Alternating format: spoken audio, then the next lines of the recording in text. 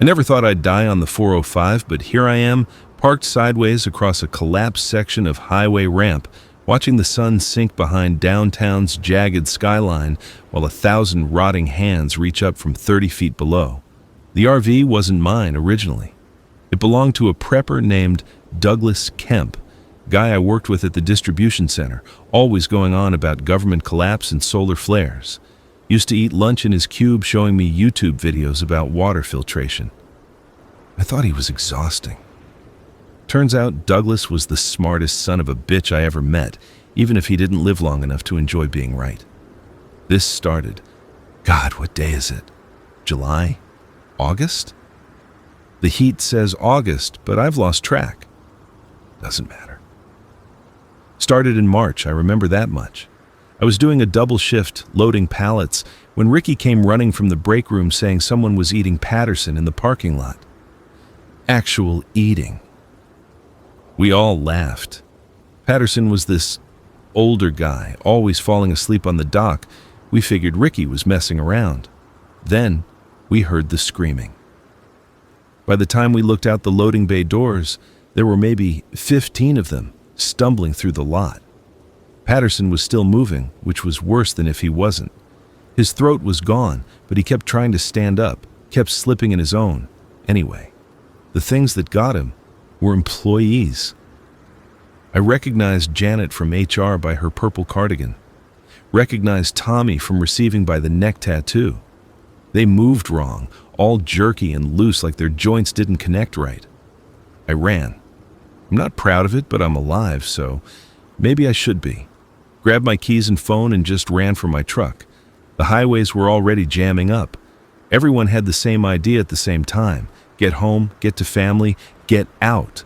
I sat in gridlock on the 1 and 10 for 3 hours, watching people abandon their cars, watching some of them get pulled down by things that used to be people.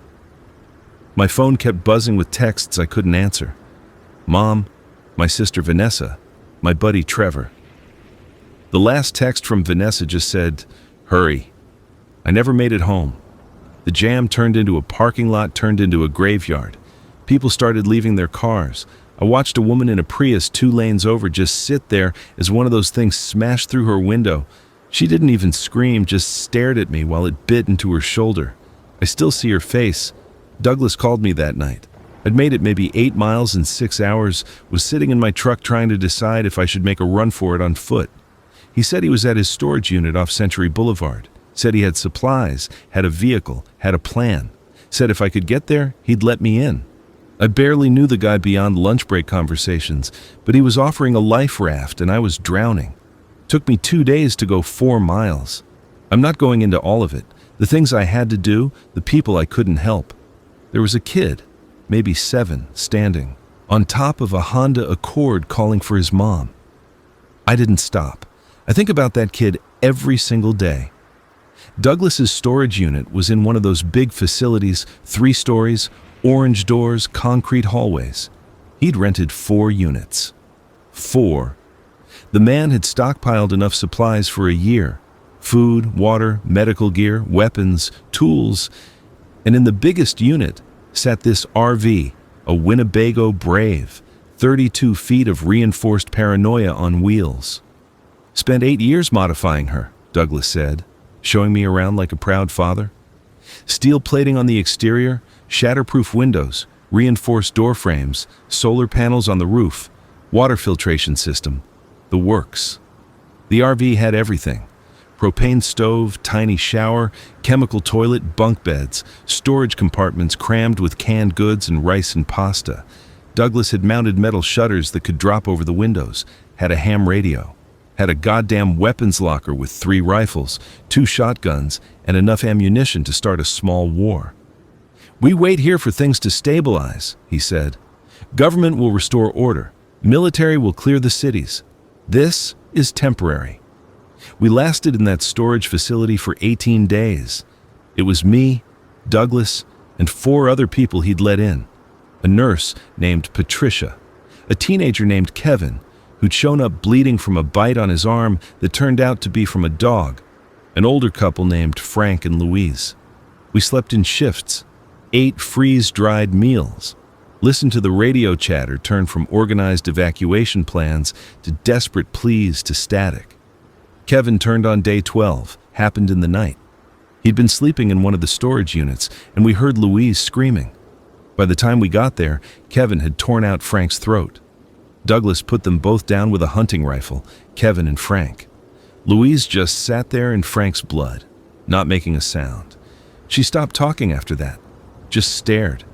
The storage facility got overrun on day 18. They came in a wave, hundreds of them, drawn by something, noise, smell, who knows. They filled the hallways, pounded on the doors. We sealed ourselves in the RV unit, but they just kept coming. Douglas made the call. We drive out, now, only chance. Patricia and Louise were in the back unit gathering supplies.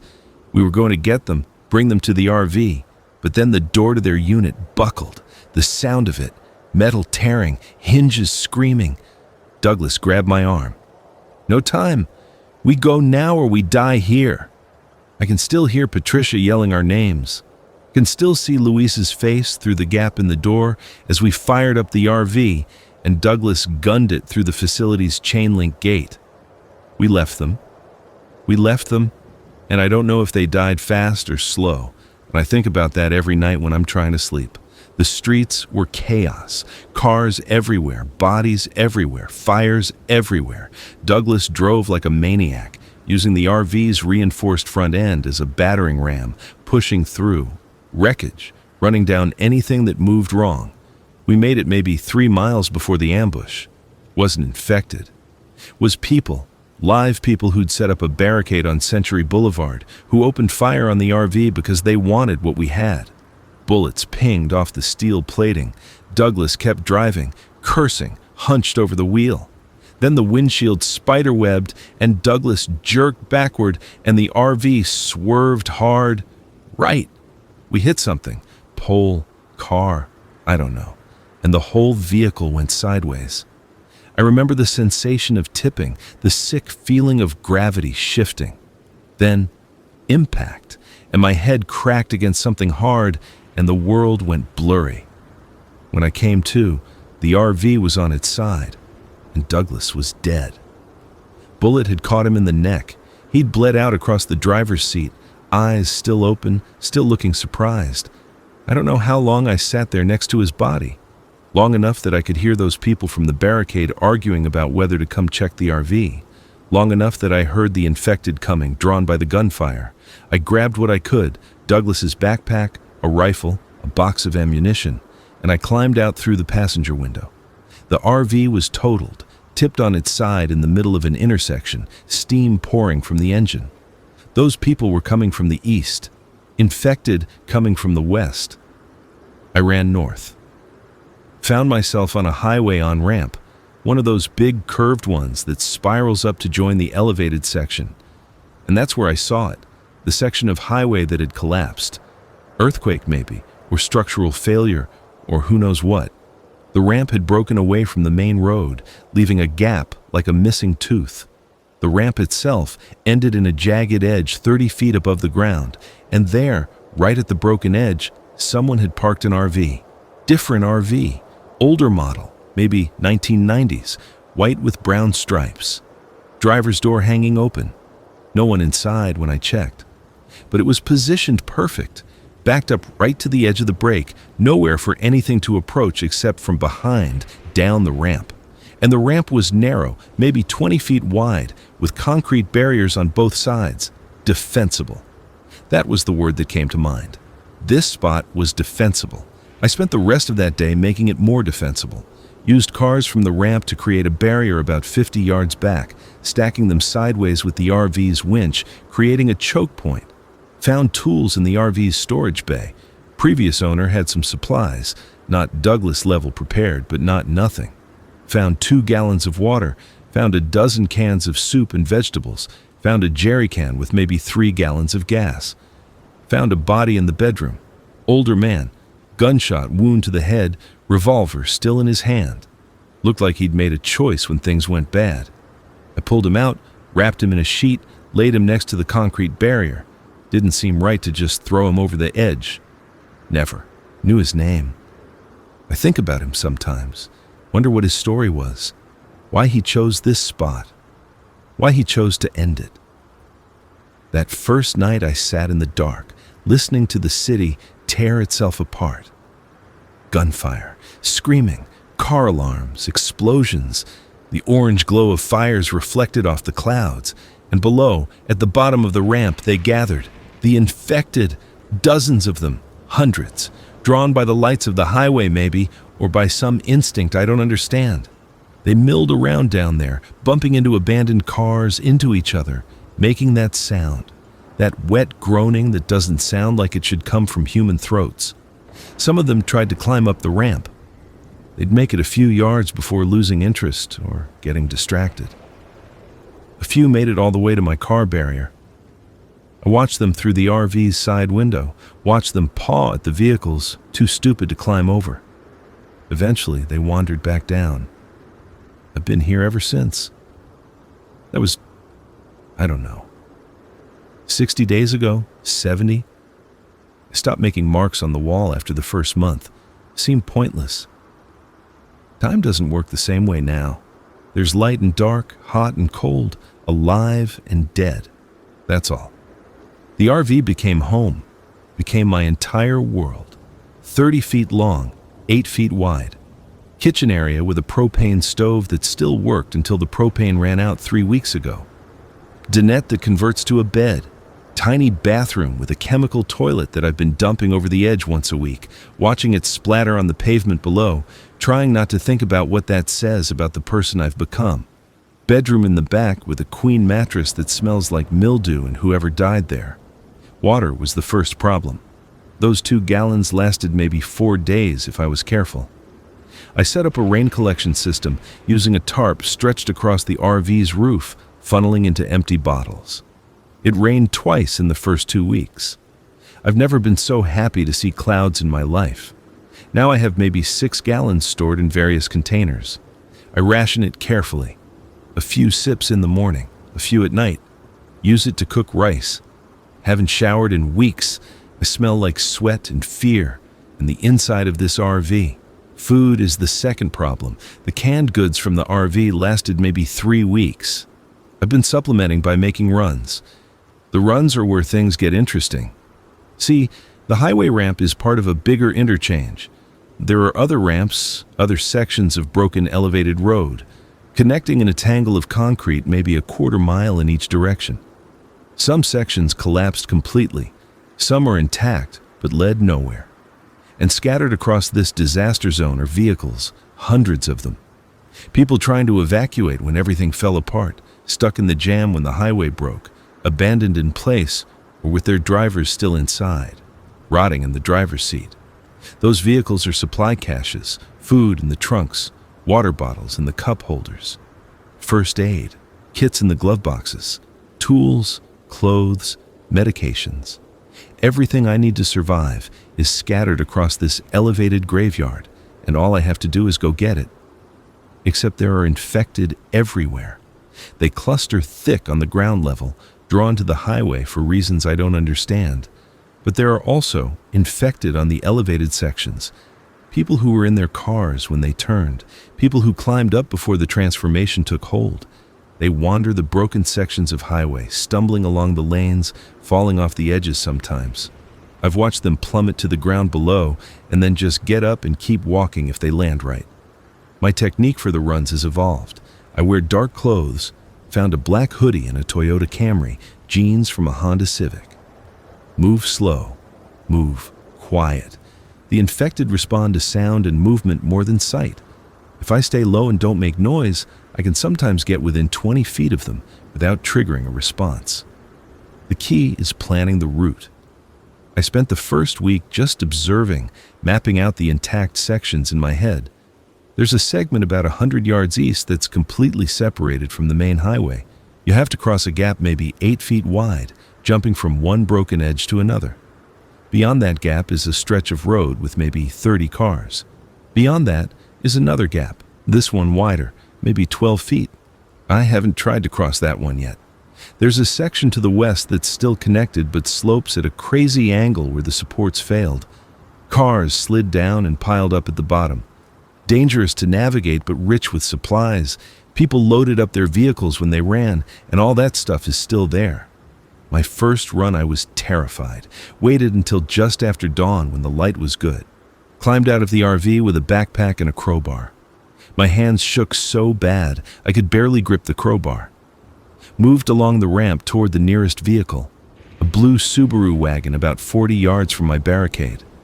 There was an infected near it. Woman in a business suit, half her face gone, wandering in circles near the concrete barrier. I froze. She hadn't seen me. I waited. 5 minutes. 10. She kept circling. I kept waiting. Finally, she wandered far enough away that I could move. The Subaru's doors were unlocked. There were 2 car seats in the back, children's toys scattered on the floor. I tried not to think about it. Popped the trunk and found jackpot, camping supplies, tent, sleeping bags, cooler with rotten food that made me gag, and underneath a case of bottled water. 24 bottles. I could have cried. Also found a camp stove, a bag of charcoal, a first aid kit, and a hatchet. Loaded everything into my backpack. It was too heavy. I didn't care. Started back toward the RV, moving slow, trying to stay quiet. That's when the business suit infected spotted me. She made that sound, that groaning shriek, and started moving. They move wrong. Their legs stiff, their arms loose, like puppets with half the strings cut. But they move fast when they lock on to something. She came at me from 30 feet away and I panicked, started running. Running was a mistake. The noise brought more of them. I saw 3 infected climb up from the ground level, pulling themselves onto the ramp. Another 2 came from behind a van I'd thought was clear. They converged. I made it back to my car barricade with maybe 10 feet to spare. Squeezed through a gap between a Honda and a Ford F-150, dropped the backpack on the other side, pulled myself through. The infected piled up against the barrier, reaching through, groaning, that smell hitting me, rot and filth and something sweet and wrong. They stayed there for 2 hours, pawing at the cars, before losing interest and wandering off. I learned from that. Move slower, plan better, never run unless there's no other choice. The infected are reactive. They chase what runs. They investigate what makes noise. But if you move like you're already dead, sometimes they don't notice you at all. I've made maybe 20 runs since then, each one a gamble, each one a chess game played with my life as the stakes. Found a minivan with 5 cases of granola bars. Found an SUV with camping gear and a water filter, actual functioning water filter that I've been using to purify rainwater. Found a pickup truck with a toolbox full of supplies and a pistol in the glove box with half a magazine. Found a sedan with a dead family inside that I won't describe because I still see it when I close my eyes. The food situation is stable for now. I have maybe 40 cans of various goods, 3 bags of rice, 2 bags of dried beans, assorted snacks and energy bars, enough for another month if I'm careful. After that, I'll need to push further out, cross that 8-foot gap to the isolated section. Risk the 12-foot gap beyond. Or figure out something else. The water situation is worse. Rain hasn't come in 2 weeks. I'm down to maybe 3 gallons. The filter helps, but I need a source. There's a gas station visible from the RV, maybe a quarter mile away on the ground level. If I could get down there, if I could get inside, there might be bottled water, there might be supplies. But getting down means descending the ramp. Means going through the horde that clusters at the bottom. Means exposure, noise, risk. I think about it every day. Haven't worked up the courage yet. The nights are the worst part. The days I can stay busy, cataloging supplies, reinforcing the barricade with pieces scavenged from other vehicles, maintaining the RV, planning my next run. The nights there's nothing to do but sit and listen and think. The infected are more active at night. I don't know why. Maybe the heat of the day slows them down. Maybe they're drawn to darkness. But when the sun sets, they surge. The groaning gets louder. The movement below increases. Sometimes they pile up so thick at the base. of the ramp that the bodies form a ramp of their own, and the ones in back climb over the ones in front, getting higher, getting closer. I've had them reach the barricade twice at night. Had to lean out the RV's door and make noise to draw them away from the cars, lead them back down the ramp like some kind of deranged Pied Piper. It worked, but my God, the terror! Standing there in the dark with 100 rotting faces turned toward me, groaning, reaching, climbing over each other to get to me.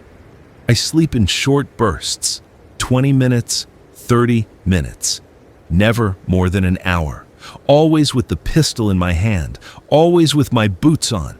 The RV's windows are covered with cardboard and duct tape to block the light from my candles. Can't use the generator. Too loud. Can't use the battery. It died 3 weeks ago. Just candles scavenged from various vehicles and the occasional flashlight when I need to see clearly. The silence is oppressive. I used to sleep with TV on, white noise, something to fill the quiet. Now the quiet is everything. I hear every sound, the wind moving through the broken highway, the groan of settling concrete, the shuffle of infected feet on pavement, the distant sounds of the city dying, fewer gunshots now, fewer explosions, fewer signs of resistance. I tried the radio, Douglas's ham radio that I grabbed from his RV before running. Got it working on battery power, scanned through frequencies for days, found static mostly. Found one station broadcasting on loop, an automated voice giving evacuation instructions for a city that no longer existed. Found what might have been a human voice once, calling out call signs, getting no response, eventually going silent. Found one conversation. 2 people, somewhere out there, talking about a safe zone near the coast. Military controlled, walls, security. They were planning to make a run for it. I listened for 3 nights. Then the conversation stopped. Just static after that. I don't know if they made it. Don't let myself hope they did. I think about leaving. Every single day I think about it. Fire up this RV. If it even still runs, haven't tried the engine since I got here, and just drive. Make a run for the coast, for the mountains, for anywhere but here. But where would I go? The highways are blocked. The streets are filled with infected. I'm one person in a vehicle that draws attention. I have a defensible position here. I have supplies. I have a system. Leaving means abandoning all of that for the unknown. So I stay, survive, and make my runs and ration my water and dump my waste over the edge and try not to think about the future, because the future is a luxury I can't afford. Day 38, I think it was 38, might have been 40. Saw another person.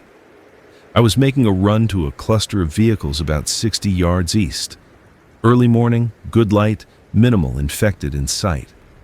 I was working on a Honda Accord, trying to pry open the trunk with my crowbar, when I caught movement in my peripheral vision. Another person. Alive. Real. Crouched behind a van about 50 yards away, watching me. My heart about exploded.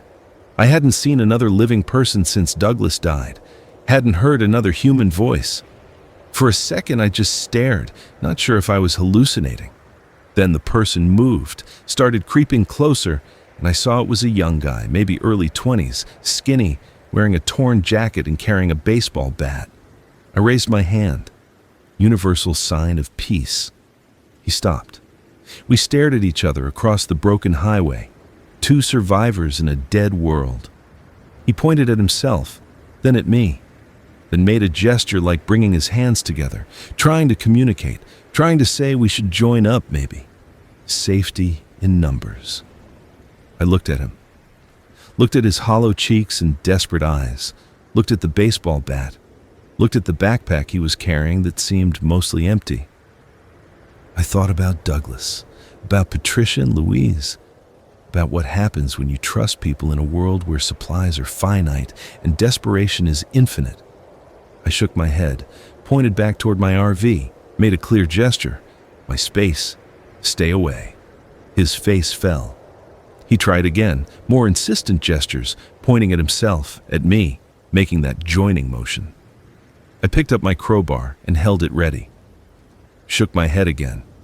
He stared at me for a long moment. Then his expression changed, got hard. He looked at my backpack, probably doing the math, looking at what I'd collected, wondering if he could take it. We stood there in a standoff, two humans on a broken highway surrounded by the dead, deciding whether to help or hurt each other. An infected chose that moment to appear. Came stumbling around the van right behind the guy. He spun, saw it, swung his bat. The crack of wood on skull echoed across the highway. The infected went down, but the noise brought more. 3, 5, 7. They came from behind vehicles, climbed up from the ground level, converging on the sound. The guy ran. Smart move. I ran too, back toward my barricade, my backpack heavy with canned goods and bottled water. I could hear him behind me, following, and my chest went tight with fear. He was going to follow me to the RV, going to see my position, going to try to take it. I made it to the barricade, squeezed through, turned ready to defend, but he stopped on the other side, 20 feet back, breathing hard, watching the infected pursue him. They were closing in, 10 of them, 12. He looked at me through the gap in the cars. His eyes were pleading. I could have let him through, could have saved him. There was room for 2 in the RV, room for 2 people to watch shifts, make runs, survive. I thought about Kevin turning in the storage unit, about Douglas bleeding out in the driver's seat, about the woman in the Prius just staring as she died.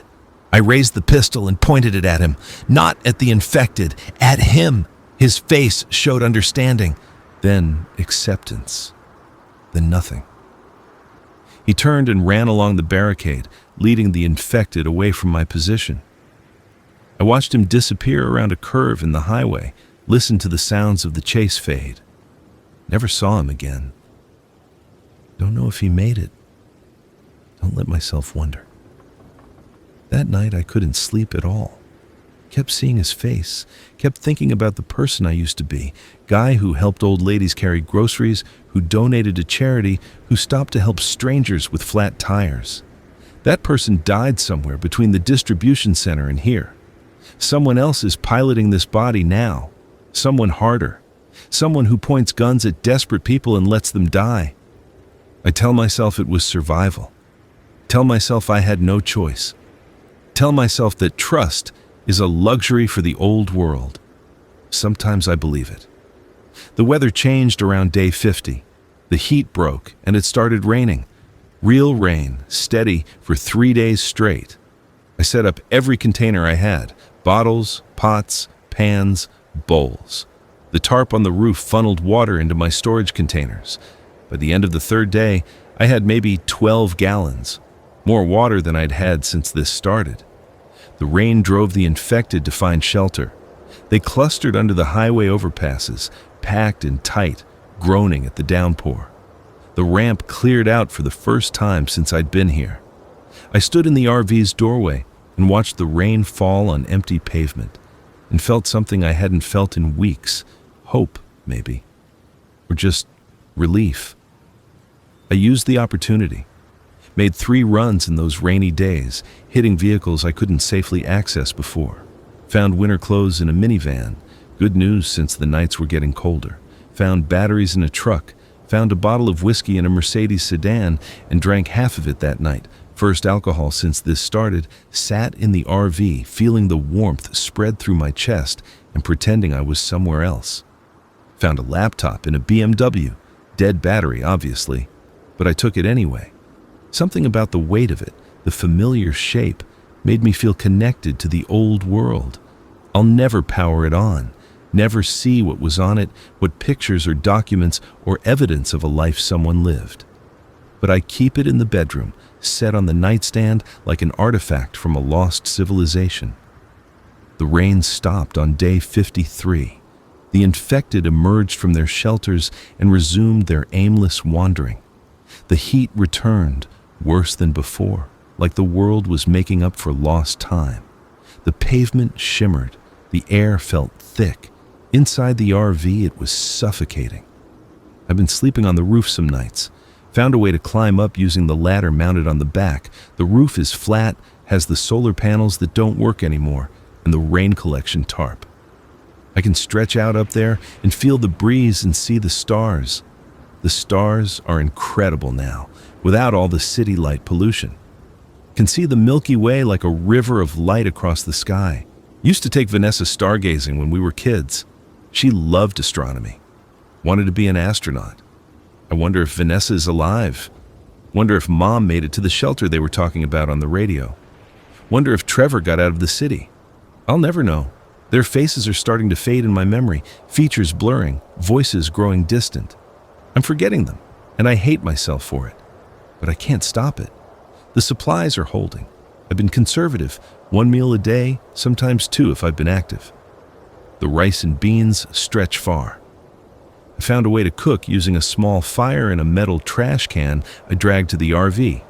Only cook when the wind is right, carrying the smoke away from the infected clusters. Risky, but necessary. Can't eat raw rice forever. The biggest score came on day 60-something. I'd been watching a section of highway to the west, separated by that 12-foot gap I mentioned. The gap was too wide to jump safely. Fall meant death. Infected clustered thick on the ground below. But I could see vehicles over there, including what looked like a delivery truck. Could be anything in that truck. Could be food, water, medical supplies. I spent a week planning. Found a ladder in a construction van. Found rope in a truck bed. Found a plank of wood in a pile of debris. Put it all together into a bridge, extended the ladder across the gap, secured with rope, plank on top for stability. Sketchy as hell, but it might work. Crossing that gap was the most scared I've been since arriving here. The ladder flexed under my weight. The rope creaked. The plank shifted. Below me, 30 feet down, infected faces turned upward at the sound. I could see their mouths working, arms reaching. One slip, and I'd fall right into them. Made it across. Legs shaking so bad I had to sit down for a minute to recover. Then got up and approached the delivery truck. It was locked, padlocked. Of course it was. I worked at the lock with a screwdriver and hammer, trying to pop it quietly, but quiet isn't possible when you're smashing metal. The noise echoed. Infected started climbing up from below, pulling themselves onto the isolated section. Got the lock off. Opened the truck. Inside were boxes, dozens of boxes, wholesale food supplies, industrial cans of vegetables, fruit, soup. Must have been heading to a restaurant when everything collapsed. I wanted to shout with joy, loaded my backpack until I could barely lift it. Behind me, infected were getting closer. 4 of them. 5. I moved back toward the gap, toward my jury-rigged bridge. Crossing back was worse. The backpack threw off my balance. The ladder bounced with each step. One of the infected made it to the gap edge, reached for me as I crossed. Its fingers brushed my leg and I almost lost it, almost fell. But I kept moving, kept breathing, made it across. Pulled the ladder up behind me. The infected on the other side moaned in frustration, trapped on their isolated section. I sat there, gasping, backpack next to me, staring at the supplies I'd risked my life for. Worth it. Absolutely worth it. Those cans bought me another month, maybe 2. But here's the thing about survival. It's a treadmill. Every solved problem reveals another. I have food now, more than I've had in weeks. But the water situation is getting critical again. Haven't rained in 10 days, down to maybe 4 gallons. And the weather is getting colder. Need warmer clothes, need a heat source for when the temperature really drops. And there's something else. Something I haven't wanted to think about but can't ignore anymore. I'm sick. Started maybe a week ago. Just a cough at first. Dry, irritating, nothing serious, but it's getting worse. Chest feels tight. Breathing is harder. I'm exhausted all the time, even though I'm barely doing anything. Fever comes and goes. I don't know what it is. Could be just a cold. Could be bronchitis from breathing the smoke from my cooking fires. Could be pneumonia. Could be something worse. The first aid kits I've scavenged have bandages and antiseptic, but nothing for serious illness. No antibiotics, no medicine beyond some expired ibuprofen. If I get seriously sick, that's it. Game over. No hospitals, no doctors. Just me in this RV and the infected waiting below. So I'm trying to be careful, resting more. Drinking water even though I need to conserve it. Staying warm. It's not enough. I can feel myself getting weaker. The cough is constant now. Sometimes there's blood when I cough into my hand. The runs are getting harder. I'm moving slower, making mistakes. Yesterday I almost walked right into an infected because I was too tired to notice it standing behind a truck. Only reason I'm alive is it was facing the other direction and I backed away before it turned. I'm thinking about the gas station again, the one on the ground level, quarter-mile away. I can see it from the RV's side window. Shell station, blue and yellow sign, parking lot full of abandoned cars. If I could get there, if I could get inside, there might be medicine, might be supplies I can't get from scavenging vehicles.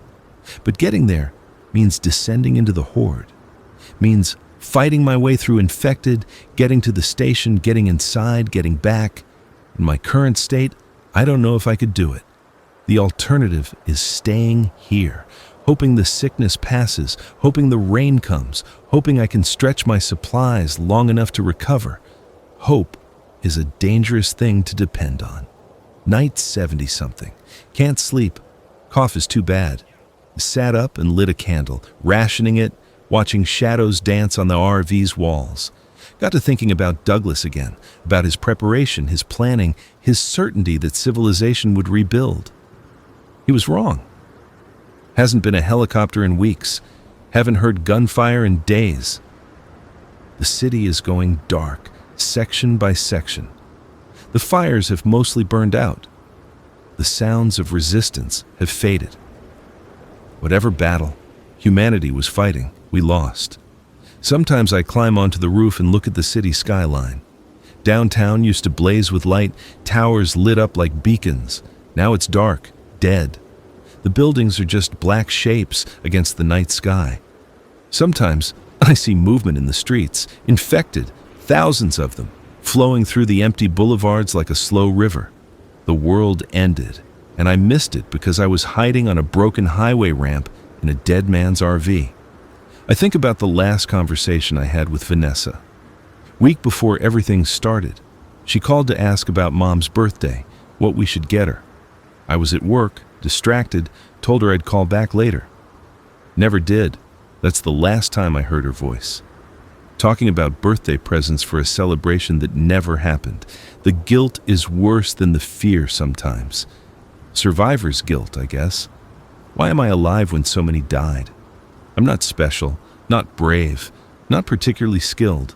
I'm just a guy who happened to work with a paranoid prepper and happened to find a defensible position and happened to get lucky more times than I deserved. Luck runs out eventually. The cough is getting worse. I'm coughing up more blood. My chest feels like there's a weight on it. Breathing is work. I'm rationing my energy. Stay in the RV. Don't make runs unless absolutely necessary. Conserve strength. But the supplies are dwindling again. Food is okay for another week. Water is critical. Down to maybe 2 gallons. If it doesn't rain soon, I'm going to have to make a choice. The gas station. It has to be the gas station. I've been planning it, studying the route from the RV's window. The ramp descends in a long curve to ground level. The infected cluster thick at the bottom, but there are gaps in their distribution. If I time it right, move fast, I might be able to slip through. The station is across a 4-lane road from the ramp, maybe 200 yards of open ground. Infected scattered throughout, but not packed solid. I can see the station's windows are broken, but the interior looks intact. Getting there isn't the hard part. Getting back is. Once I'm at ground level, I'm exposed. The infected will converge. I'll need to be fast, efficient, get what I need, and get back to the ramp before they surround me. Problem is, I'm not fast anymore. The sickness has sapped my strength. I'm weak, tired, feverish. Making this run in my condition is suicide. Not making it is suicide slower. I've decided. Tomorrow, early morning, first light, I'll make the run. Get to the gas station, find medicine, water, whatever supplies are there. Get back, survive another few weeks. Figure out the next problem when it comes. Tonight I'm preparing. Checking the pistol, half magazine, 7 rounds. Checking the backpack, empty, ready to fill. Checking my gear, crowbar, flashlight, knife. Everything I need to get this done. I'm scared. More scared than I've been since this started. This isn't like the runs on the highway. This is descending into the thick of it. This is voluntary exposure to maximum danger. But what choice do I have? Stay here and die slowly? Or take a chance and maybe survive? I used to pray. Before all this, wasn't particularly religious, but I'd pray sometimes, hedging my bets. Haven't prayed since the world ended. Seems pointless. If there's a God, he's not listening. Or he's listening and doesn't care. But tonight I prayed anyway. Prayed that I'd make it back. Prayed that the medicine would be there. Prayed that I'd live to see another sunrise, another week, another month. Prayed that somewhere out there, someone I loved was still alive. The candle burned down to nothing, and I sat in the dark, listening to the infected groan below, feeling the fever burn through my body, waiting for morning. Dawn came cold and gray. I dressed in layers, long-sleeve shirt, hoodie, jacket. Need the warmth, but also need the protection. Infected, grab at exposed skin. More clothing means more barrier. Loaded the backpack with empty bottles for water. Tucked the pistol in my waistband. Grabbed the crowbar. One last look around the RV. My home for 70 days? 80? Felt like saying goodbye to it. Might not be coming back. If this goes wrong, this RV will sit here empty. One more abandoned vehicle in a city full of them. Climbed out, locked the door behind me. Pointless gesture, really? But habits die hard. Moved along the ramp toward the barricade. The infected had thinned out overnight, wandered off to wherever they go. Only a dozen or so visible on the ramp below. I squeezed through the gap in the barricade, started descending the ramp on foot, moving slow, staying quiet. The infected below hadn't noticed me yet. They faced random directions, swaying slightly, groaning softly. Morning light cast long shadows across the pavement. 50 yards down the ramp. 40. The infected were getting closer. I could smell them now, that sweet rot smell that makes my stomach turn. One of them, a man in a shredded suit, was directly in my path. He faced away from me, head lolling, arms hanging loose. I crept past him, 5 feet away. 4. 3. Close enough to touch. He didn't turn, didn't react. I kept moving, 30 yards from ground level, 20. More infected here, clustered thicker. I had to weave between them, moving slow, barely breathing. One turned as I passed, and I froze. We locked eyes, or what was left of her eyes, clouded and dead. She stared at me for an eternal second, then lost interest, turned away. I reached the bottom of the ramp, ground level. The highway stretched out in both directions, packed with abandoned vehicles and wandering infected. The gas station sat across the 4-lane road, maybe 200 yards away like I'd estimated. Looked farther from down here. Deep breath. The cough threatened to erupt, but I swallowed it down, started across the road. Halfway across, I stepped on a piece of broken glass. The crunch echoed. Every infected head in range snapped toward me. For a heartbeat, nothing happened. Then, they started moving. Coming at me from multiple directions, that jerky puppet walk, groaning, reaching. I ran, couldn't help it. The station was ahead, windows broken, door hanging open. I could make it. Had to make it. Behind me, the groaning grew louder, multiplied, a chorus of dead voices calling. Made it to the station's parking lot. Infected everywhere here too, but I was moving too fast to worry about them. Burst through the broken door into the station interior. Dark inside. Emergency lights had failed. Shelves knocked over. Products scattered everywhere. The smell hit me. Rot. Mold. Something dead. I pulled out my flashlight, clicked it on. The beam swept across the interior. Checkout counter. Chip racks. Coolers along the back wall. And bodies. Several of them scattered on the floor. Long dead. Rotted down to leather and bone. Outside, the infected were converging on the station. I could hear them, see their shapes through the broken windows. They'd followed me here. I had maybe minutes before they came inside. Move. Had to move. I rushed to the back to the cooler section.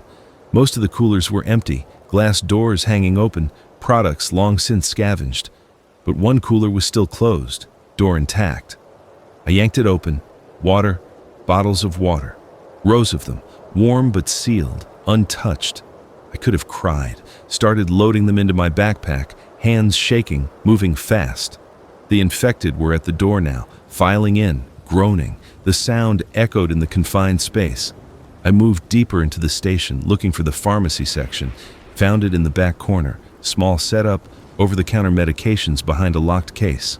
I smashed the case with my crowbar, grabbed everything I could identify: ibuprofen, acetaminophen, cough syrup, antihistamines. Saw antibiotics, but didn't know which ones were right, grabbed several boxes anyway. Behind me, the infected were getting closer. I could hear them knocking over shelves, bumping into displays. The groaning was everywhere. Turned to leave, and one was right there. Man in a security uniform, name tag still pinned to his chest, face gone, lunging at me with black teeth bared. I swung the crowbar on instinct, caught him in the temple. He went down, but others were right behind him. I ran for the back of the station. Had to be a back exit, employee area. Found a door marked staff only, kicked it open, dark hallway beyond, offices, storage room, and at the end, a back door with an exit sign above it. The infected were in the hallway behind me. I reached the exit, slammed against the push bar. The door didn't budge, locked, needed a key. The infected were coming, 5 of them, 6, groaning in the confined space. I shot the lock. The noise was deafening. The door swung open, and I burst into daylight, into an alley behind the station. More infected here, but fewer. I ran left, toward the road, backpack heavy with water bottles banging against my spine. They followed. Of course they followed. I could hear them behind me, could hear the wet slap of their feet on pavement. The cough was building in my chest, but I couldn't stop, couldn't slow down. Had to make it back to the ramp. Reached the road. The ramp was to my right, 100 yards away. Between me and it were infected, so many infected. They'd converged on the area, drawn by the gunshot. Dozens of them, blocking the path. I couldn't go through them, too many. I'd never make it. Went around instead. Ran along the road, parallel to the ramp, looking for an opening. The infected followed. More joined from side streets. I was leading a parade of dead things through the city, and my lungs were burning, and the cough was coming, and I couldn't stop it anymore. I coughed, doubled over running, coughing blood onto the pavement. The infected closed in, 10 feet away, 8, 6, there, a gap between 2 cars. I dove through, rolled, came up on the other side. They piled up at the gap, reaching through but couldn't fit. Bought me seconds, kept moving, saw the ramp ahead, the slope, the path up. But infected blocked it. I was running out of options, running out of strength. Then I saw it. A service ladder on the side of the elevated highway, maintenance access. Ran to it, started climbing. The infected swarmed the base but couldn't climb. They piled up, groaning, reaching. But I was going up, rung by rung, backpack pulling at my shoulders, arms screaming. Reached the top, pulled myself onto the highway level, lay there gasping, coughing, tasting blood. But I'd made it. I was alive. The walk back to the RV took forever. I was exhausted, sick, every step an effort.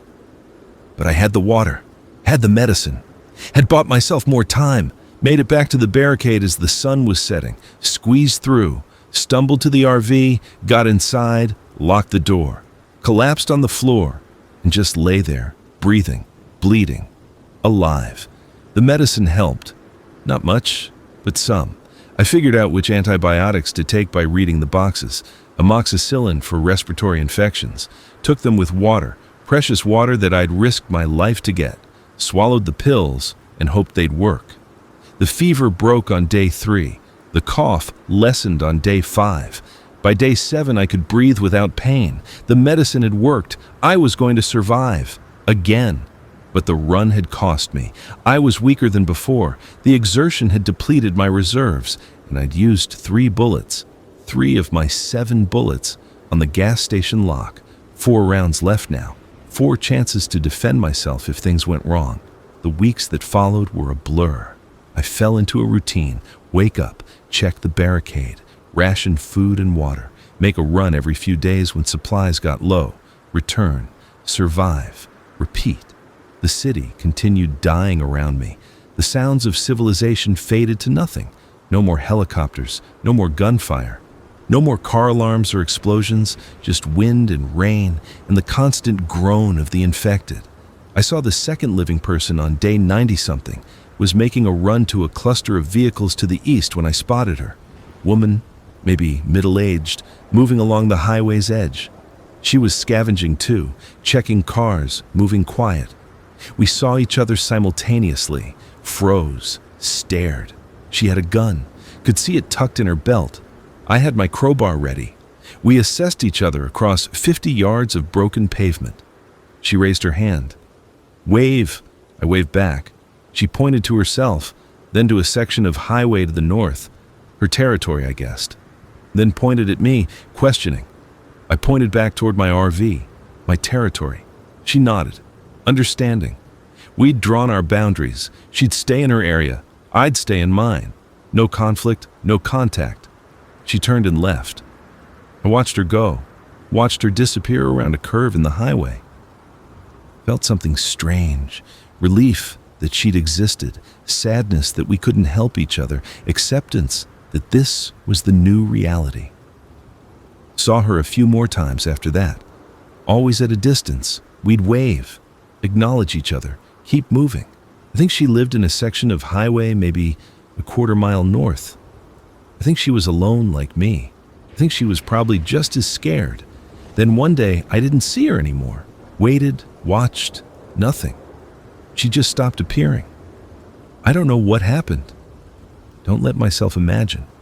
The cold came hard in what I think was October.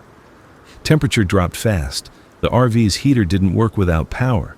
I slept in layers, every piece of clothing I'd scavenged piled on top of me. Built small fires in the metal trash can inside the RV. Dangerous, could asphyxiate from the smoke, but the cold was worse. The infected seemed to slow down in the cold, moved stiffer, like the cold was freezing their joints. They still functioned, still pursued, but slower. Made the runs a little easier. I found a propane heater in a camping store delivery truck. One of those portable ones. Found 2 propane tanks. That heater saved my life. I turned it on for an hour before sleeping, warm up the RV, then turn it off to conserve fuel. Made the nights bearable. Food was holding steady. I'd built up a good stockpile from my runs, maybe 2 months' worth if I was careful. Water was the constant challenge. Rain came irregular. Some weeks I'd have plenty. Other weeks I'd be down to my last gallon, watching the sky, praying for clouds. I started marking time by the rain. Counted my survival in rainstorms instead of days. 7 rainstorms since the gas station run. 8. 9. I thought about the future sometimes. Couldn't help it. What was I surviving for? Was I going to spend the rest of my life on this broken highway ramp, making runs for supplies, hiding from the dead? Was that a life worth living? But what choice did I have? Go where? Do what? The world out there was worse. At least here I had shelter, supplies, a system. At least here I knew the threats, so I stayed and survived and tried not to think too hard about the existential questions. Then, everything changed. It was sometime in what I think was November. Cold night, clear sky. I was on the roof watching the stars when I saw it. A light, not a star. Moving too fast, too deliberate. A plane? Helicopter? I sat up, heart pounding, watched it track across the sky. Definitely moving. Definitely aircraft of some kind. First sign of organized human activity since the radios went silent. It passed overhead, heading west toward the coast. I watched until it disappeared, sat there in the cold, trying to process what I'd seen. Someone was still flying. Someone had fuel aircraft organization. Someone was still fighting. Saw another one 3 nights later, and another the night after that. They came irregular, always heading west. I started watching for them, scanning the sky every night. On the 5th sighting, I made a decision. I had to know. Had to find out if there was still civilization somewhere. Had to know if I was surviving for a reason or just delaying the inevitable. I started planning, real planning. Not for another supply run, for escape. The RV was my ticket. If I could get it running, if I could clear a path down the ramp, if I could punch through the infected and reach the open road, I could follow those aircraft. Head west, find whoever was still organized enough to fly planes. Big ifs, huge ifs. The RV hadn't been started in months, might not run, probably wouldn't run. The battery was dead, the tires might be flat, the engine could be seized, and even if it ran, how would I get it down the ramp? The infected clustered thick at the bottom. The barricade I'd built blocked the path. I'd have to dismantle it, drive through the horde, hope the RV's reinforcements held. Started preparing anyway. What else was I going to do? First problem, the RV's battery. Dead for months. I needed a new one. Spent a week making runs, checking vehicles, looking for a battery that might work. Found one in a pickup truck still holding charge. Carried it back to the RV, installed it with tools from my scavenge kit. Turned the key. The engine turned over, coughed, died. Tried again. Same thing, again. On the 10th try, it caught. The engine roared to life and I actually laughed. The RV ran. I had a vehicle. Let it idle for an hour, charging the battery, checking for problems. The fuel gauge showed a quarter tank, maybe 60 miles if I was lucky. The tires were low but not flat. The brakes felt spongy but functional. I could do this. I could actually do this. The second problem, the barricade. I'd built it strong. Cars wedged tight, creating a choke point. Now I needed to dismantle it. Spent 3 days working on it, using the RV's winch to pull cars aside, creating a gap just wide enough for the RV to pass through. The noise brought infected. Of course it did. They swarmed the ramp, drawn by the sound of moving vehicles. I had to stop work several times, wait for them to lose interest, resume when they wandered off. Finally got a gap wide enough. The path was clear. The RV could fit through. Time for the third problem. Getting through the horde at the bottom of the ramp. I studied them for days, watched their patterns. They clustered thickest in the morning, thinned out in the afternoon. They responded to noise, to movement. They piled up against obstacles but didn't coordinate their efforts. My plan was simple. Wait for afternoon when they were dispersed. Fire up the RV, drive fast down the ramp, use the vehicle's weight and speed to punch through. Keep driving. Don't stop. Don't slow down. Get to open road and run. Simple. Probably suicidal. But staying here was suicide too. Just slower. I set a date. 3 days from now. Gave myself time to prepare. Loaded the RV with all my supplies, food, water, medicine, tools, weapons. Filled every available space. This was it. All or nothing. The night before, I couldn't sleep. Lay in the dark thinking about everything that could go wrong. The RV could stall. The infected could swarm it, flip it. I could crash, die in the wreckage while they tore me apart. But I thought about those aircraft too. About the possibility of other survivors, about the chance, however small, of finding something better than this existence on a broken highway ramp. I thought about Vanessa, about Mom, about the life I'd had before, about the person I'd been. That person would have been afraid, but he wouldn't have let fear stop him. That person would have taken the chance. Morning came. I got dressed, ate a small breakfast, granola bar, sip of water. Checked my gear one last time. The pistol with 4 bullets, the crowbar, the knife. Everything I needed to survive. Climbed into the driver's seat. The position felt strange after months of not driving. My hands remembered the wheel. My feet found the pedals. The engine started on the second try. I sat there, engine idling, looking at the ramp ahead, at the gap in the barricade, at the infected milling around at the bottom. Deep breath. This was it. I put the RV in gear, started forward, slow at first, navigating through the gap in the barricade. The RV scraped against a car on the left, metal shrieking, but pushed through. Clear now. Open ramp ahead. Pressed the accelerator. The RV picked up speed, 20 miles per hour, 30. The infected at the bottom noticed now, turned toward me, started moving, 40 miles per hour. The ramp curved down. The infected were directly ahead, 20 of them, 30, packed across the lane, 50 miles per hour, impact in 3 seconds, 2, 1. I hit them.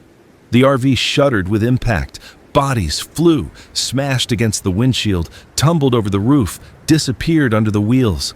The sound was horrific, wet crunching, breaking glass, grinding bone.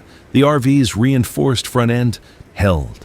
I kept my foot down, kept driving, more infected ahead. I plowed through them. The RV was a battering ram, unstoppable, clearing a path through dead flesh. Blood smeared across the windshield. Something grabbed onto the side mirror, held on, reached for my window. I swerved hard right.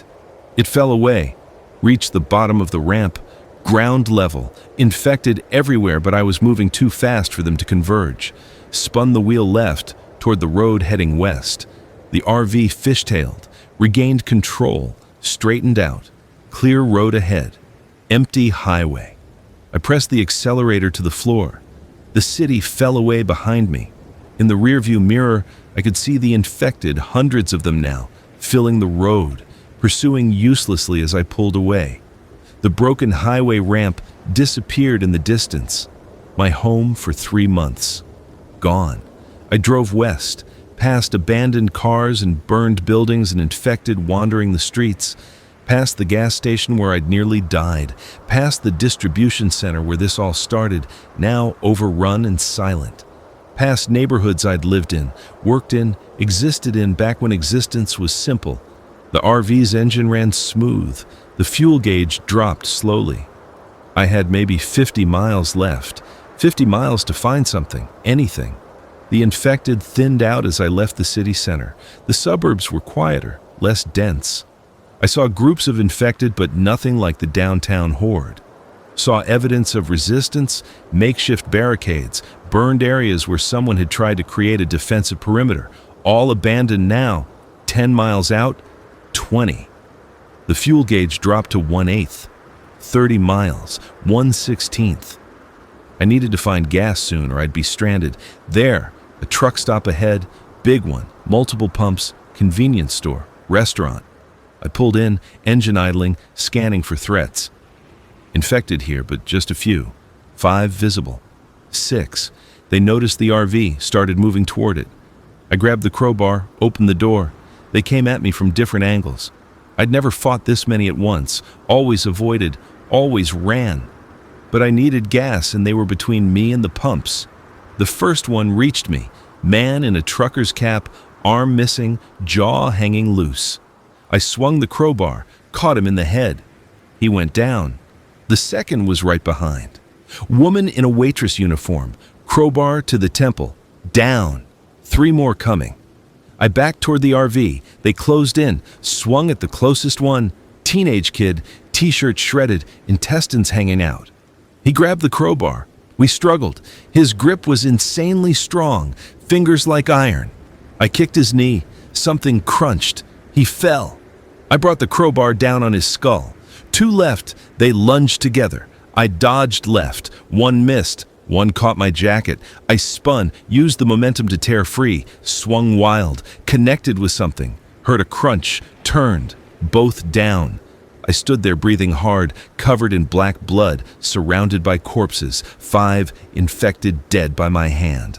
First time I'd actively fought them instead of hiding. It felt, I don't know, powerful, terrifying, both? Checked the pumps. No power. Obviously. But there'd be fuel in the underground tanks. I'd need to siphon it. Spent an hour rigging a hand pump from the truck stop's maintenance shed, feeding a hose into the underground tank, pumping fuel into the RV's tank. Got maybe 10 gallons before my arms gave out. Enough for another 100 miles, maybe more. Good enough. Found supplies in the convenience store. More water, food, batteries. Loaded everything into the RV. Found a map, actual paper map, and spread it across the RV's table. Traced my route west. The coast was maybe 80 miles from here. If those aircraft were heading to the coast, maybe there was a settlement there, a safe zone, something. I drove until dark, pushed the RV hard, making distance while I could. The highway was mostly clear.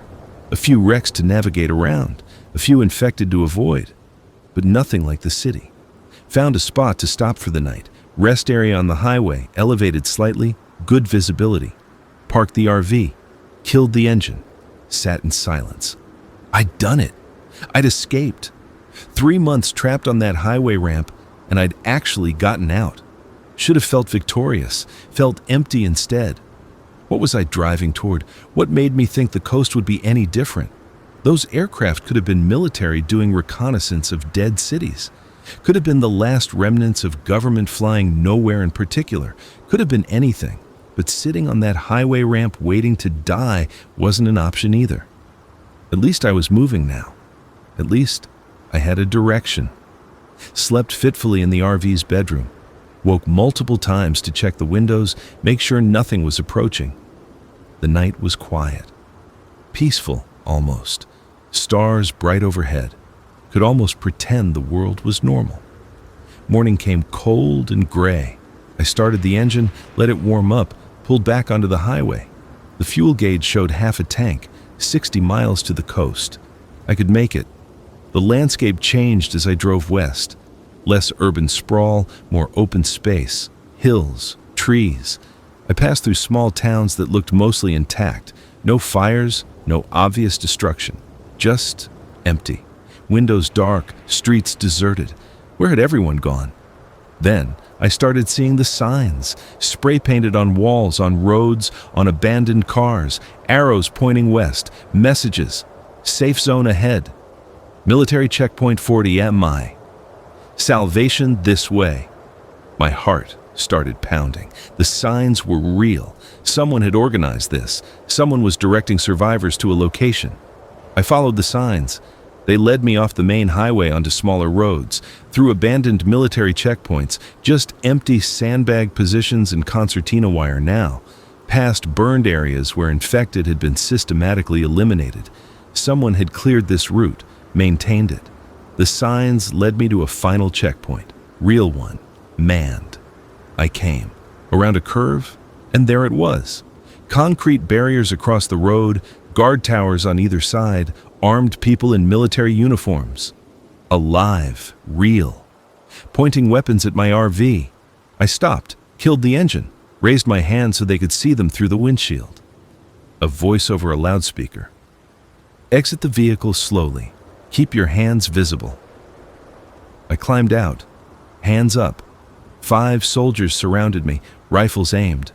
One stepped forward, older guy, sergeant stripes. You infected? He asked. No. You sure? Any bites? Scratches? No, I'm clean. He studied me, gestured to another soldier who came forward with what looked like a medical kit. Roll up your sleeves. Show me your arms, neck, legs, anywhere you could be bitten. I stripped down to my underwear right there on the road. Let them examine every inch of my skin. The cold bit into me, but I didn't complain. This was their protocol. Made sense. He's clear, the medic said. The sergeant lowered his rifle slightly. Where'd you come from? The city. Downtown. Been surviving on a highway ramp for 3 months. He whistled low.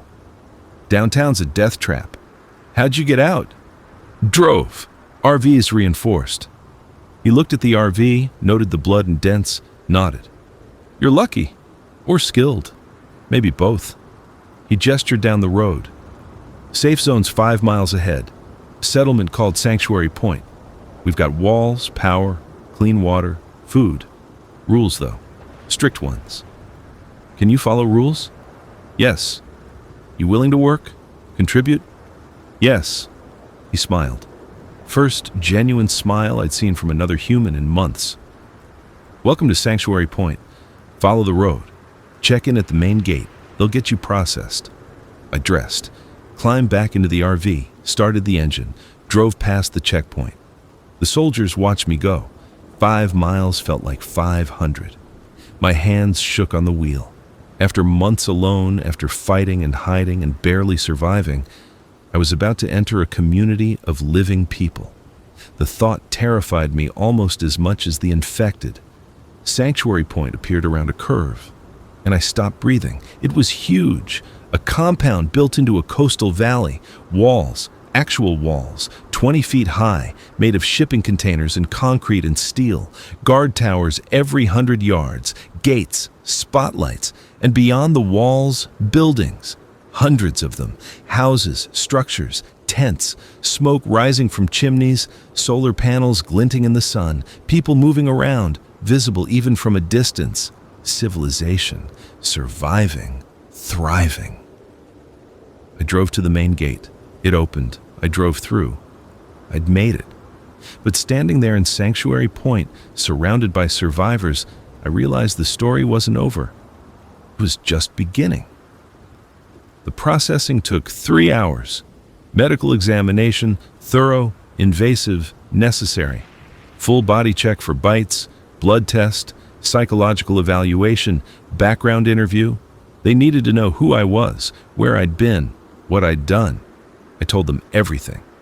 The distribution center, Douglas, the storage facility, the highway ramp, the runs, the gas station, the escape. They listened, took notes, asked follow-up questions. The interviewer, a woman named Dr. Chen, frowned at my cough.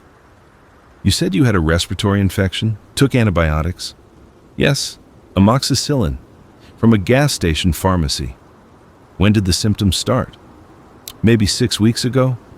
They're mostly gone now." She made a note. "We'll want to monitor that.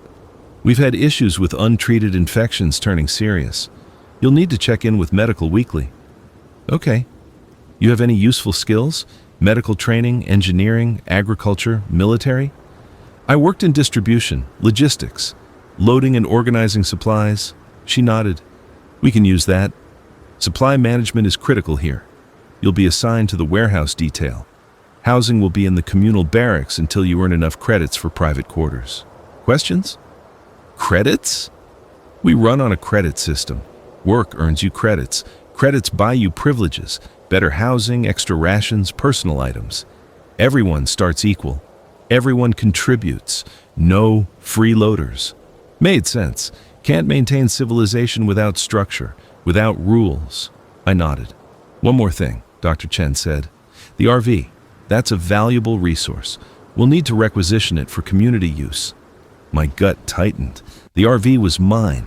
I'd survived in it. Douglas died for it.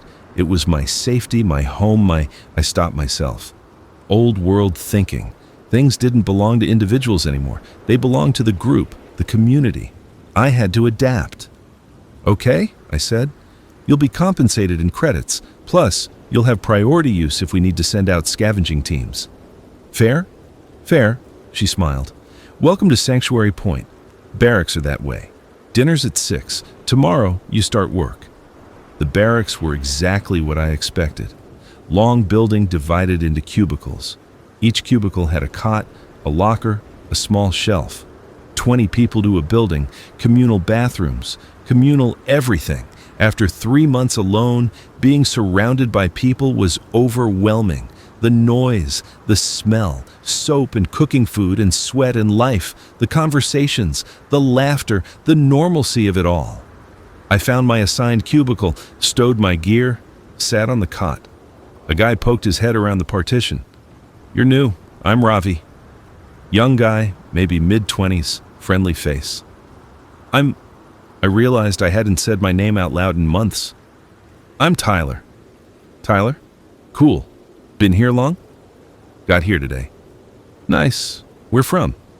"Downtown. Survived on a highway ramp." His eyes went wide. "Downtown? Seriously? That's hardcore. Most people from downtown didn't make it. City got overrun bad." "Yeah, it was..." I didn't know how to finish that sentence. He seemed to understand. Clapped me on the shoulder. "Well, you're here now. Sanctuary Point's not perfect, but it's better than out there. You'll adjust. Come on, I'll show you around. Before dinner." I followed him on a tour of the compound. It was impressive. They'd built this place in 6 months, Ravi said. Started with a dozen survivors and grew. Now there were over 2,000 people. The walls were made of shipping containers welded together, reinforced with concrete, topped with wire and spikes. Guard towers had generators and searchlights. Every 50 yards was a fighting position, stocked with weapons and ammunition. Infected attack often? I asked. Used to, less now. We cleared the area pretty thoroughly. Occasional stragglers, but nothing serious. The real threat is raiders. Raiders. Other groups. Not all survivors are friendly. Some figured out it's easier to take than to build. We've had 3 major attacks. Beat them back each time, but it cost us. He showed me the farms. Terraced gardens inside the walls, growing vegetables and grains. Showed me the water treatment plant. Pulling from a nearby stream, purifying it, distributing through pipes. Showed me the power grid, solar panels everywhere, some wind turbines on the hills, backup generators for emergencies. We're working toward self-sufficiency, Ravi said. Give us another year and we won't need to scavenge anymore. We'll produce everything we need. That possible? He shrugged. It has to be. The easy scavenging is done. Nearby areas are picked clean. We send teams further out, but it's getting dangerous. Eventually, we'll have to rely on what we can make. Dinner was in a communal hall. Long tables, hundreds of people. The food was simple. Rice, beans, vegetables, some kind of meat that might have been canned Spam. But it was hot, and there was enough, and I ate until I was full for the first time in months. People talked around me. Conversations about work assignments, about supplies, about gossip and relationships and normal human things. I just listened, absorbing it, remembering what it was like to be part of something bigger than myself.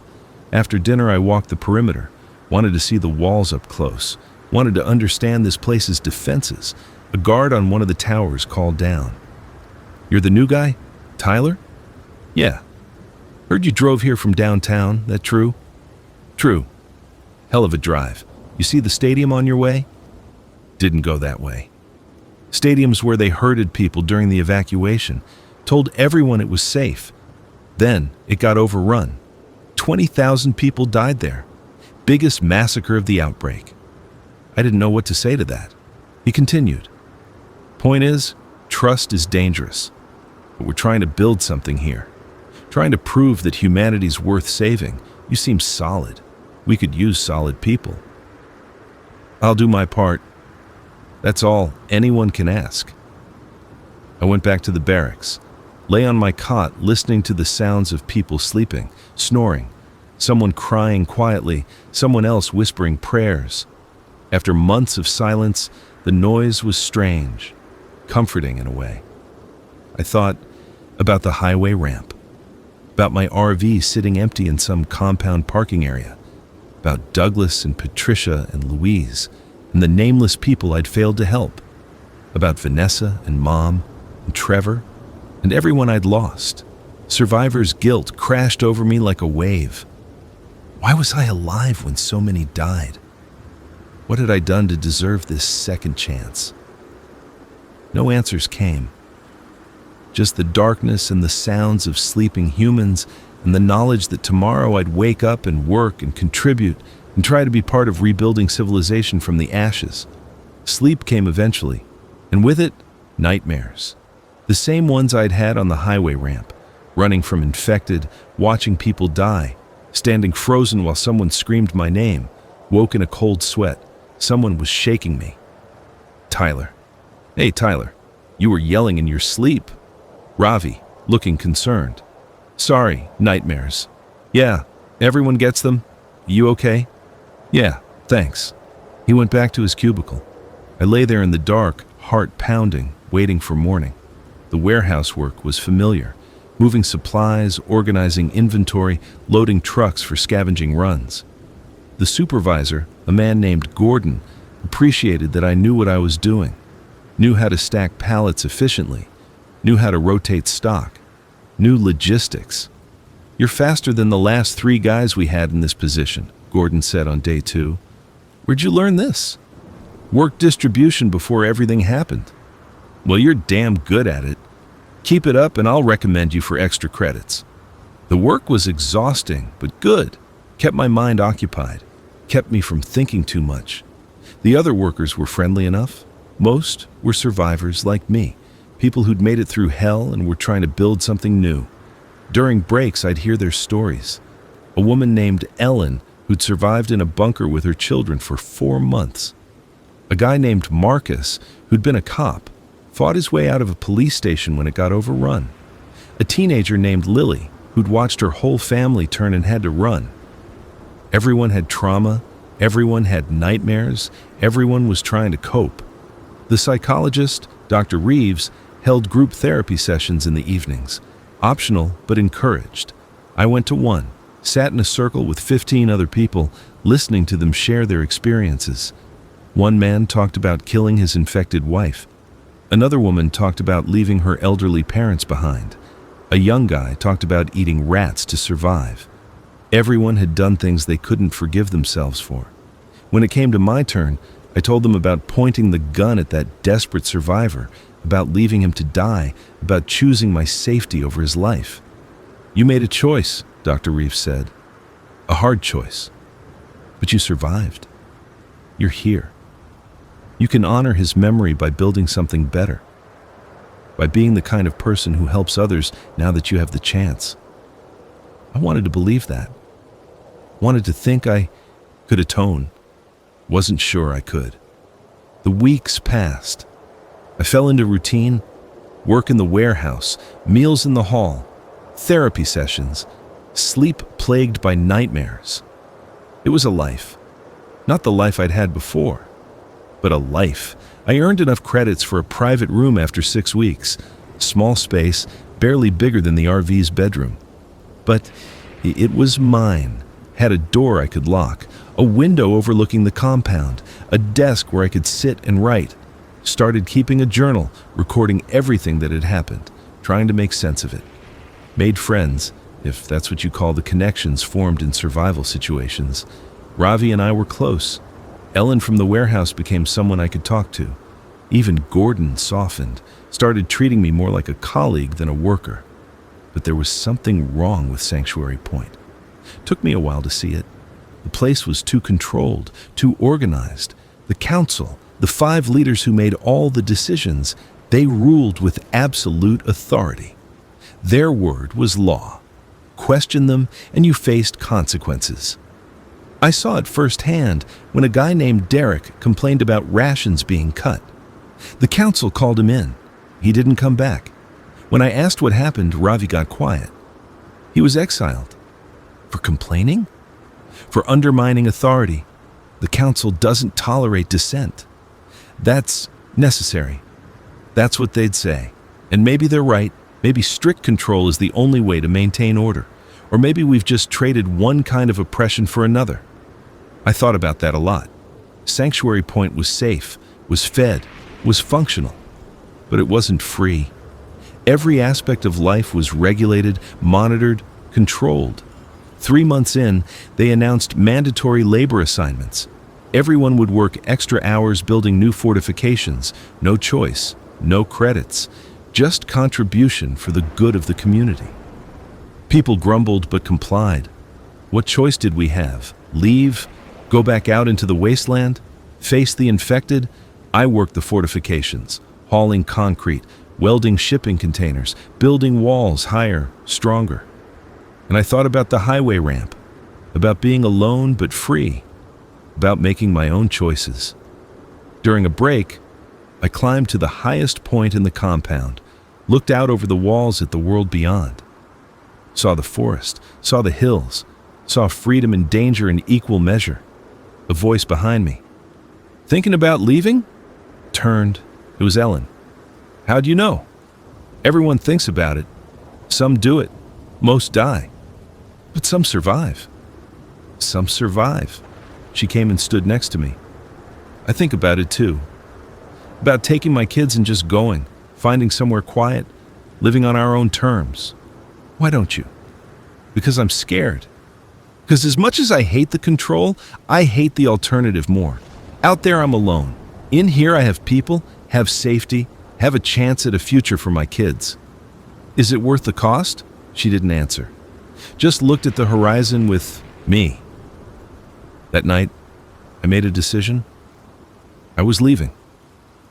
I didn't know where I'd go, didn't have a plan, but I couldn't stay here. Couldn't trade freedom for safety. Couldn't let someone else decide how I lived. Started preparing quietly, scavenged supplies during warehouse shifts, a little here, a little there, nothing obvious. Stashed them in my room, food, water purification tablets, medical supplies, a knife, rope, tools. The RV was still in the motor pool. They used it for scavenging runs occasionally. I checked on it when I could. Still ran, still had that reinforced front end. Still had the bloodstains from my escape. I planned to take it. Theft, technically. But it was my RV, Douglas's RV, not the council's. Ravi figured it out 2 weeks later. Came to my room, closed the door. You're planning something, no point denying it. Yeah. Leaving? Yeah. He sat on my bed, looked at me. You know they'll come after you. The RV is valuable. They won't let you just take it.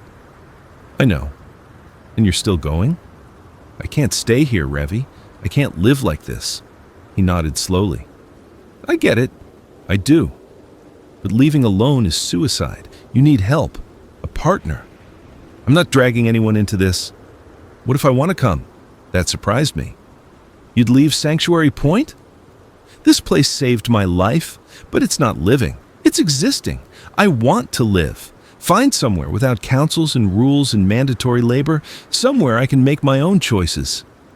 I looked at him, saw the determination, saw the same thing I felt reflected back. It'll be dangerous. Everything's dangerous now. We might die. We're already dying. Just slowly. I held out my hand. He shook it. We planned for another week. The motor pool guard rotated shifts. We mapped out when the security was lightest, 2 a.m. when most guards were tired. We'd take the RV, drive through the service gate on the east side, be gone before anyone realized. The night of the escape, I couldn't sleep. Lay in bed waiting for 1:30 a.m. when we'd agreed to move. Listened to the compound sounds, wondered if I was making a mistake. 1:30, got dressed, grabbed my pack with all the supplies I'd stashed, met Ravi outside. He had his pack too. We moved through shadows, avoiding the guard paths we'd memorized. Reached the motor pool. The guard was dozing in his chair. We crept past. The RV was parked in the back row. I climbed in the driver's side. Ravi got in passenger. The keys were in the ignition. They kept them there for quick deployment. I turned the key. The engine started. The guard woke up, saw us, started yelling. I threw the RV in gear, drove toward the service gate. It was closed, locked. We'd need to ram it. Hold on, I told Ravi. Hit the gate at 30 miles per hour. It buckled, tore open. The RV burst through into the night. Behind us, alarms blared. Lights came on. I heard shouting, saw figures running. Someone fired a shot. Warning shot, probably, not aimed to kill. Not yet. I floored it. The RV picked up speed on the access road, 50, 60. The compound disappeared behind us. We'd done it. We were free. Ravi laughed, wild, manic laughter. Holy shit, we actually did it. I laughed too. The adrenaline was incredible, the fear and joy and terror all mixed together. And where are we going? Ravi asked. No idea. Perfect. We drove east, away from the coast into the interior. Didn't matter where, just away, just free. The highway was dark and empty. We saw infected occasionally, lone wanderers easy to avoid. Saw abandoned towns, saw evidence of other survivors, campfires, fortifications. Didn't stop. Drove until dawn, until the fuel gauge hit empty, until the RV coughed and died on a quiet stretch of mountain road. We got out, looked around, forest, mountains, clean air, no walls, no councils, no rules. Now what? Ravi asked. Now we survive, on our own terms. He grinned. I can work with that. We started walking, found a trail leading into the forest, followed it to a clearing with a stream, water, trees for shelter, fensible position. Here? I asked. Ravi looked around, nodded. Here. We started building camp first, simple lean-to shelter using branches and the RV's tarp, fire pit, water collection. Then we'd expand, build something permanent, something sustainable. It was hard work, exhausting, dangerous. We had close calls, infected finding our camp, having to fight them off, raiders passing through, having to hide, weather turning harsh, having to endure. But we did it. We survived. Together. Weeks became months. Our camp became a cabin. Our water collection became a filtration system. Our simple existence became a life. Other survivors found us. Ellen showed up with her kids, having left Sanctuary Point after we did. A man named Joseph, who'd been living alone in the mountains. A couple named Sarah and Tom, who'd escaped a different settlement. Our camp became a community, small, free, based on cooperation, not control. We made our own choices, set our own rules, lived on our own terms. It wasn't easy. People died. Joseph got sick and we couldn't save him. Ellen's youngest daughter had an accident and we lost her. The infected came sometimes and we had to fight. But we were free. That mattered. I think about the highway ramp sometimes, about those 3 months alone, surviving day by day. That experience taught me I could survive anything, taught me the value of freedom, taught me that sometimes the hardest choice is the right choice. The world ended. Civilization collapsed. Billions died, but some of us survived. Some of us are rebuilding, not the old world. That's gone forever. Something new, something different, maybe something better. I don't know what the future holds. Don't know if humanity will recover or die out completely. Don't know if safe zones like Sanctuary Point will evolve into something better or devolve into tyranny. But I know I'm alive. I know I'm free. I know I'm surrounded by people I trust, people I chose to stand with. That's enough. For now, that's enough. The story continues. Every day is another chapter, another challenge, another chance to prove that we're worth saving. I'll keep writing it down. Keep recording what happens. Maybe someday someone will read this and understand what it was like, what we lost, what we found, what we became, or maybe no one will ever read it. Maybe these words will rot in a drawer somewhere while the world moves on without us. Either way, I survived, we survived, and we'll keep surviving one day at a time, on our own terms. That's the story. That's how I went from a distribution center worker to a survivor on a highway ramp to a free man building a new life in the ruins of the old world. It's not over. It'll never be over. Not until the last of us falls. But we're still standing, still fighting, still living. That has to count for something.